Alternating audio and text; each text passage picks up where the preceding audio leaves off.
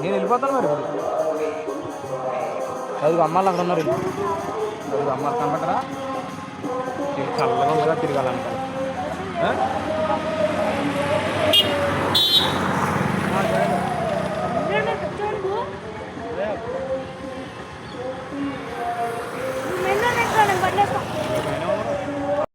జీవమై ఉన్నా అన్నాడు.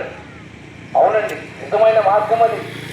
మనం ఎన్నో మార్గాలు గుండా పోతున్నాం ఏమండి, అనేక రకాల మార్గాలు గుండా వెళ్ళి అనేక చోట్లకి వెళ్ళి తిరుగుతున్నాం, కానీ నిజమైన మార్గాన్ని విడిచిపెట్టాం.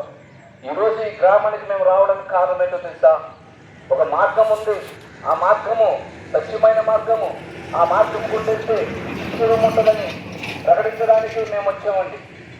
ఎవరైతే ఈ మాటలు వారి హృదయంలో మరి ఉంచుకుని ఆలోచన చేస్తే నిజంగా యేసు ప్రభుని మన నోటితో ఒప్పుకొని మన పాపాలను విడిచిపెడితే ఒక నిత్య జీవం ఉందండి. ఆ మార్గమే జీవ మార్గము. ఆ మార్గంలో వెళ్ళాలంటే మొదటిగా మన యేసు ప్రభు మన గొప్ప రక్షకుడిగా మనము అంగీకరించాలి.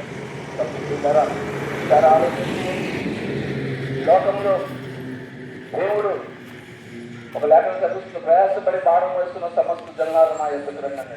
అవునండి, ఎంత ప్రయాస ఉదయకాలం లేచి నుంచి పడుకునే వరకు కూడా మానవుడు ప్రయాస పడుతూనే ఉన్నాడండి. విశ్రాంతి లేని జీవితం అయిపోయింది మానవుడికి.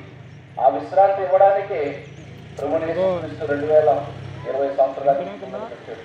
కాబట్టి యేసు ప్రభుని మనం అంగీకరించి ఆయన ఎద్దకు వచ్చి ఆయన దగ్గర మనం చక్కగా ఆయన మాటలు మన హృదయంలో పెట్టుకుని యేసు ప్రభు నిజమైన